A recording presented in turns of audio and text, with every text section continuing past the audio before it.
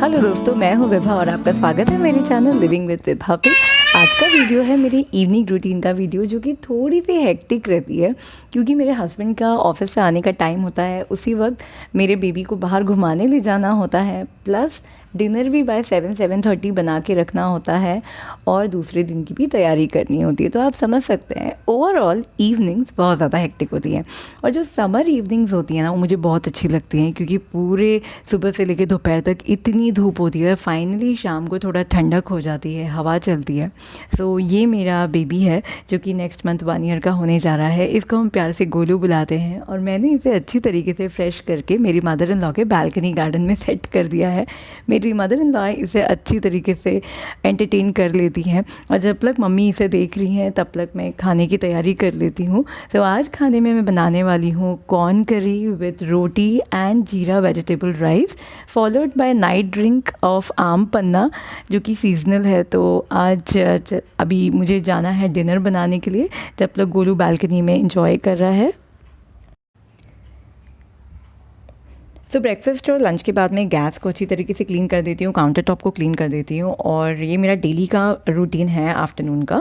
और उसके बाद मैं जब शाम को आती हूँ तो मुझे क्लीन काउंटर टॉप और गैस मिलता है। तो यहाँ पे मैंने कॉर्न को साफ़ करके रखा है, यहाँ एक शिमला मिर्च ले रही हूँ, और आम पन्ना के लिए मैंने आम पहले से ही बॉयल करके रखा था, सो उसको भी मैं साइड में निकाल के रख रही हूँ। तो सबसे पहले मैं यहाँ कॉर्न को वॉश करूँगी अच्छी तरीके से। तो सबसे पहले ना यहाँ पे मैं कॉर्न करी की तैयारी करूँगी। मैंने कॉर्न को वॉश करके साइड में कर दिया है और अब बनाते हैं कॉर्न करी के ग्रेवी का पेस्ट। तो यहाँ पे मैंने 3 टमाटर लिए हैं, 3 प्याज, 1 अदरक और 1 पूरा लहसुन। उसे अच्छी तरीके से एक पेस्ट बना लेंगे। तो टमाटो का अलग से एक पेस्ट बनाएंगे, यानी कि टमाटर का अलग से पेस्ट बनाएंगे, और प्याज, लहसुन और अदरक को एक साथ मैं पीस लूँगी, उसका एक अलग पेस्ट बन जाएगा। तो यहाँ पे मैंने लहसुन को पील कर लिया है, प्याज को अच्छी तरीके से छील लिया है और उसे अच्छे से वॉश करके मैं अब प्याज, अदरक और लहसुन का एक पेस्ट बना लूँगी।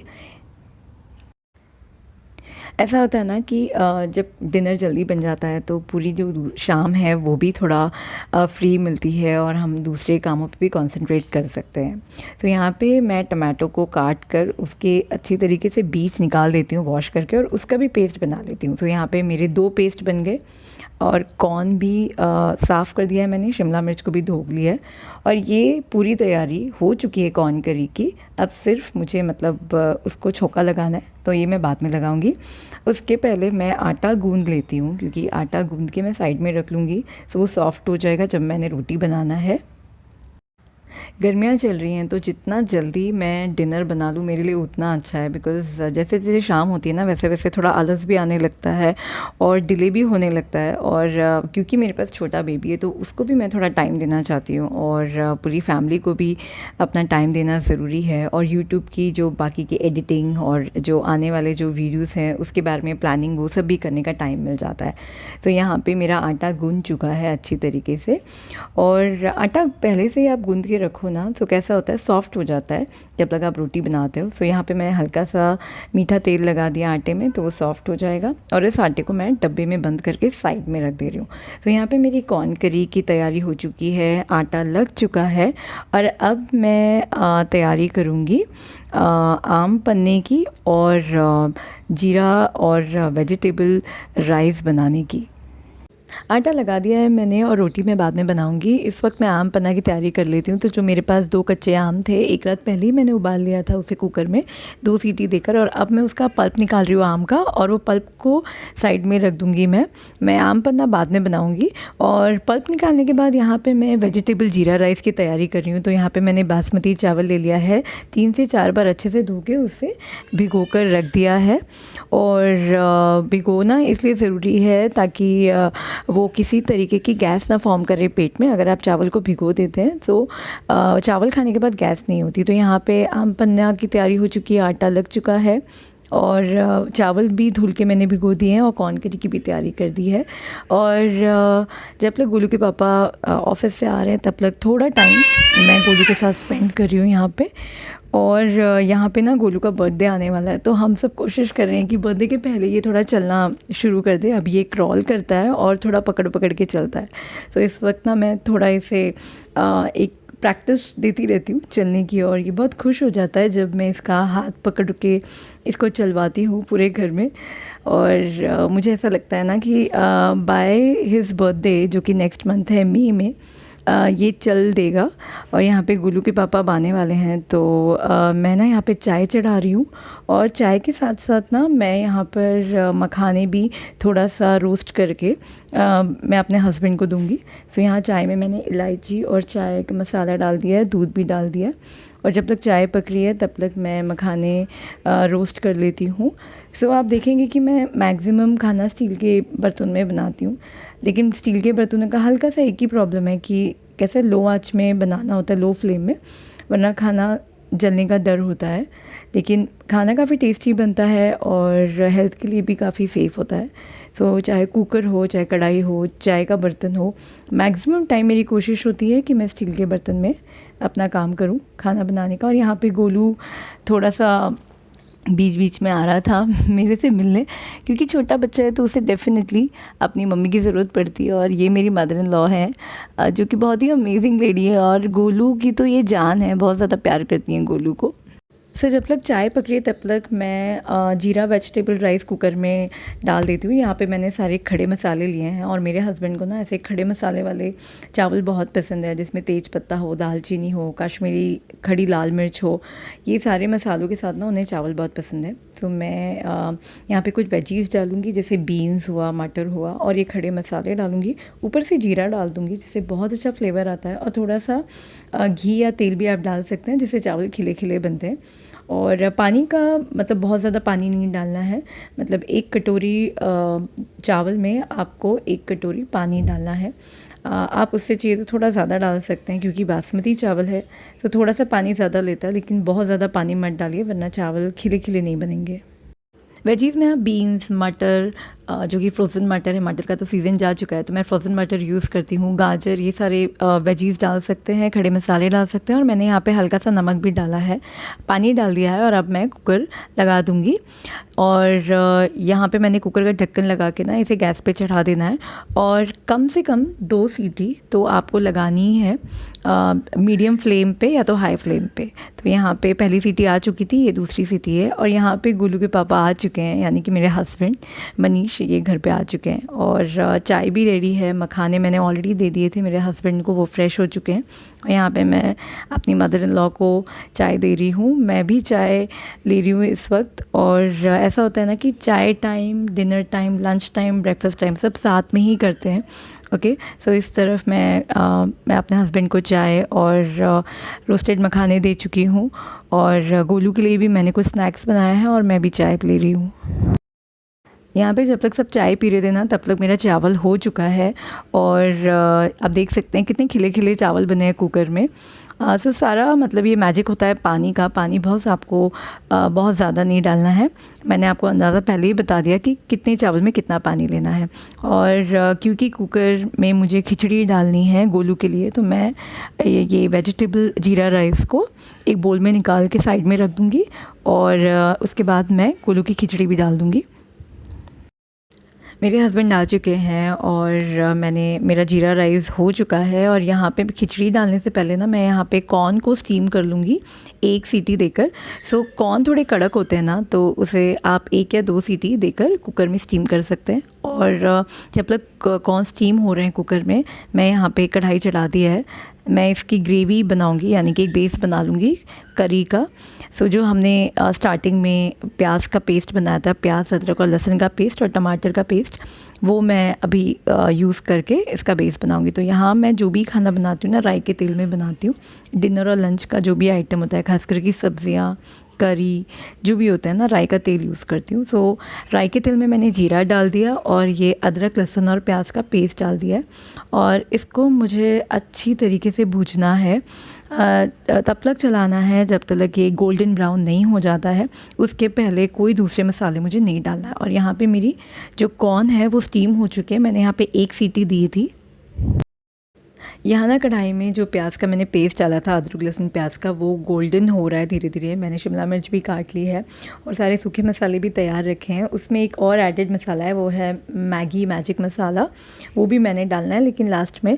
तो यहाँ पे मैंने टमाटर की जो पेस्ट बनाई थी 3 टमाटर की, वो मैंने डाल दी और अब मैंने इसे बहुत ज़्यादा चलाना है जब तक कि ये कढ़ाई छोड़ नहीं देता। तभी मसाला जब तक अच्छी तरीके से भूनता नहीं है ना, उसे भुजा नहीं जाता, तब तक सब्जियों का अच्छा टेस्ट नहीं आता। सो इसलिए मुझे यहाँ पे थोड़ा चलाना होगा ये पूरे मसाले को। इसके अंदर मैं सूखा मसाला भी डालूँगी और मैगी का जो मसाला है वो भी, जो सब्ज़ी का एक मसाला आता है वो भी डाल दूँगी, जिससे टेस्ट थोड़ा सा बढ़ जाता है करीज़ का, ग्रेवीज़ का। कोई भी आप ग्रेवी बेस सब्ज़ियाँ बनाते हैं ना, तो बहुत इम्पॉर्टेंट होता है कि उसका मसाला अच्छी तरीके से पकना चाहिए। चाहे वो प्याज का आप एक बेस दे रहे हो या प्याज टमाटो का एक ग्रेवी बेस देना चाहते हो, उसमें सूखे मसाले डाल रहे हो या कोई भी एडेड मसाला ऊपर से डाल रहे हो, वो सारे मसाले ना अच्छी तरीके से ना पक जाने चाहिए तेल में। जब तक कि तेल ऊपर नहीं आने लगता या मसाले कढ़ाई नहीं छोड़ते, उसे आप बिल्कुल भी मत छोड़िए, उसे चलाते रहिए, अच्छी तरीके से भूनते रहिए। और आप देखेंगे कि जब मसाले कढ़ाई छोड़ने लगते हैं या तेल ऊपर आ जाता है मसालों के, तो जो सब्ज़ी का या कोई करी का जो फ्लेवर होता है ना, बहुत अच्छा आता है। तो यहाँ पे मैं भी वही कर रही हूँ। मैंने या कॉर्न करी के जो बेस है ग्रेवी जो मैंने बनाई है, उसको मैंने बहुत चलाया है। और यहाँ पे मैंने घर की जो मिर्च बनाई थी, मिर्च पाउडर, वो मैंने थोड़ा सा ऐड किया है, उससे भी फ्लेवर बहुत एनहांस हो जाता है। सो यहाँ पे ना मेरी ग्रेवी पक चुकी है। टमाटो, प्याज, अदरक और लहसुन वाली जो मैंने एक बेस बनाया था, और मैंने स्टीम कर दिया था कॉर्न को 1 सीटी में, वो भी बहुत अच्छे से स्टीम हो गए हैं। और मैंने यहाँ पे शिमला मिर्च और कॉर्न दोनों को ही डाल दिया। तो पहले मैंने कॉर्न को डाला पेस्ट में, उसके बाद मैंने शिमला मिर्च को डाला। अच्छी तरीके से अभी मैं इसे मिला रही हूँ पूरे मसालों के साथ। थोड़ा सा उसे भूनूँगी और उसके बाद, भूनने के बाद मैं हल्का सा पानी डालूँगी, स्वाद अनुसार नमक डालूँगी और उसे ढक दूँगी 7-8 मिनट और थोड़ा सा पका लूँगी। ढकने के बाद फिर से थोड़ा पानी ऐड करूँगी और उसे चलाकर थोड़ा ढककर उसे पकाऊँगी 5 मिनट तक। कॉर्न करी ऑलमोस्ट पक चुकी है और जब तक करी पक रही है तब तक मैं गोलू की खिचड़ी की तैयारी कर लेती हूँ। तो मैंने यहाँ पे दाल और चावल को अच्छी तरीके से धो के भिगो दिया है और साइड में रख दिया है। खिचड़ी मैं लास्ट में लगाऊंगी क्योंकि गोलू अभी सो रहा है। और यहाँ पर फाइनली करी हो चुकी है और अभी मैं गैस बंद कर दूँगी थोड़ी देर में। सो पौने घंटे में चावल हो चुका है, कॉर्न करी हो चुकी है, आम पन्ना भी अभी बनेगा और खिचड़ी की भी तैयारी हो चुकी है। अब जो आटा लगाया था उसकी फटाफट रोटी बना लेते हैं। लेकिन रोटी बनाने से पहले जो तवा गरम है ना, वो गरम तवे पे मैं हल्का सा जीरा उसे रोस्ट कर लेती हूँ, क्योंकि वो जीरा, रोस्टेड जीरा मुझे कूट के आम पन्ना में डालना है। और काला नमक को भी मैं थोड़ा सा कूट लूँगी।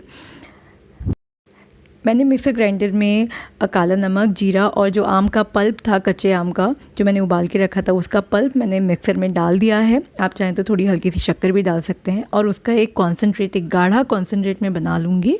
सो इस वक्त मैंने मिक्सर में वो कॉन्सेंट्रेट पीस रही हूँ और गैस पे मैंने लो फ्लेम पे तवा रख दिया है, क्योंकि अब रोटियाँ निकालने का टाइम है। तो आम पन्ना भी मेरा ऑलमोस्ट रेडी हो चुका है। 7, सवा 7 ऑलमोस्ट हो चुके हैं और पूरा खाना बन चुका है। अब मैं फटाफट यहाँ पे रोटी निकाल देती हूँ, क्योंकि सबके डिनर का टाइम हो रहा है। और साथ ही साथ मैंने गोलू को भी बॉटल दे दी है दूध की, क्योंकि वो इसके दूध का टाइम है। सो यहाँ पे गोलू के पापा और गोलू थोड़ा डांस वांस कर रहे हैं। और यहाँ पे कॉर्न करी भी ऑलमोस्ट हो चुकी है। तो देखिए इस वक्त 7:30 हो रहे हैं और सारा खाना हो चुका है। मैं अब खाने की थाली लगाने जा रही हूँ और कॉर्न करी बहुत ही टेस्टी लग रही है और खाने में भी काफ़ी यमी थी। सो यहाँ पे सब 7:30 खाना खाने बैठ चुके हैं। मैं थोड़ा सा लेट बैठ रही हूँ, 8:10 हो रहा है इस वक्त घड़ी में। तो सबका तो खाना ख़त्म होने जा रहा है और मैं अब बैठ रही हूँ क्योंकि मुझे थोड़ा किचन में काम था। और डिनर के बाद है ना, जो नाइट क्लीनिंग रूटीन होती है वो मैं थोड़ी देर बाद करूँगी। सो डिनर के बाद ना मैं और मेरे हस्बैंड थोड़ा सा वॉक करने जाते हैं, कभी कभी गोलू को भी ले लेते हैं। और ऐसा होता है ना कि आने के बाद मुझे किचन क्लीनिंग बहुत इंपॉर्टेंट हो जाती है, क्योंकि सुबह सुबह ना मुझे किचन साफ़ चाहिए होता है। तो यहाँ पे जितना भी लेफ़्ट ओवर खाना है वो मैंने फ्रिज में रख देना है, और गोलू की बॉटल स्टरलाइज़ करना है, काउंटर टॉप और गैस को क्लीन करना है। तो ये सारी चीज़ें मुझे करके फिनिश। सो यहाँ पे ना मेरी night cleaning, kitchen cleaning routine शुरू हो चुकी है। तो मुझे ना गैस और काउंटर टॉप बहुत ही क्लीन चाहिए होता है। गैस के जो पीछे का एरिया होता है, वॉल एरिया, उसको भी मैंने क्लीन कर दिया, नॉब्स क्लीन कर दिए, बर्नर्स को क्लीन कर दिया, और सारी सामान अच्छी तरीके से हटा के मैंने काउंटर टॉप और गैस को क्लीन करने के बाद अब मैं सिंक को क्लीन कर रही हूँ। सो मैं क्यों क्लीन कर रही हूँ, क्योंकि मुझे सुबह सुबह ना किचन क्लीन चाहिए होता है। और किचन को क्लीन करना रात को इम्पॉर्टेंट है, क्योंकि पेस्ट, कॉकरोचेस, ये सब का भी मतलब डर होता है अगर किचन साफ़ नहीं रहेगा। और मेरे पास तो छोटा बेबी है, एक बुज़ुर्ग है, हस्बैंड है, पूरा फैमिली है, तो उनकी भी सेहत मेरे ही हाथ में है। सो किचन से ही हमारी सेहत निकलती है। सो इम्पॉर्टेंट है कि किचन को आप रात को साफ़ करके ही सोएं। और अच्छी तरीके से मैंने यहाँ पे सिंक धोकर सुखा भी दिया है, और यहाँ पे gas, counter top, sink, kitchen सब कुछ क्लीन हो चुका है। और अब ये छोटा सा काम है, जो लेफ़्ट ओवर राइस था, थोड़ा सा राइस बच गया था, तो मैं इसे एक डब्बे में भर के फ्रिज में रख दूँगी। ये हम दूसरे दिन लंच में खा लेंगे।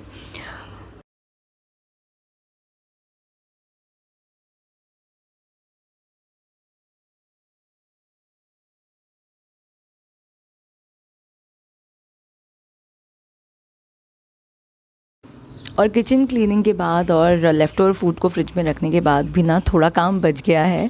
सो यहाँ पे ना मैं गोलू की बॉटल को अच्छी तरीके से स्टरलाइज़ करूँगी। पहले मैं उसे साबुन लेके वॉश कर लेती हूँ बेबी क्लीनर से, और उसके बाद मैं उसे पानी से अच्छे से धोकर उसका साबुन पूरा निकाल कर यहाँ पे स्टरलाइजेशन के लिए रख रही हूँ मेरे इंडक्शन स्टोव पे। सो इसके बारे में मैंने अपने किचन काउंटर टॉप वाले वीडियो में बात किया था। तो ये बहुत ही कमाल की चीज़ है, मुझे लगता है हर घर में होना चाहिए, खासकर कि उस घर में जहाँ पे छोटे बेबीज़ होते हैं। क्योंकि कैसा होता है ना कि कभी कभी हम हमारी गैस को क्लीन कर देते हैं, तो हमें गैस को यूज़ नहीं करना होता, उसे साफ़ रखना होता है। तो उस वक्त छोटा मोटा जो काम है वो इंडक्शन स्टोव पे हो जाता है। और यहाँ पे अब धीरे धीरे सारी कमरों की लाइट बंद हो रही है, हॉल रूम की लाइट बंद हो चुकी है, किचन की बंद हो चुकी है, और अब सोने की तैयारी है। सो दोस्तों, आज का वीडियो सिर्फ यहीं तक था। उम्मीद करती हूँ कि आपको आज का वीडियो अच्छा लगा हो। अगर वीडियो अच्छा लगा तो मेरे चैनल को सब्सक्राइब कीजिएगा, और आज की वीडियो को एक लाइक बटन भी दीजिएगा। Thank you for watching.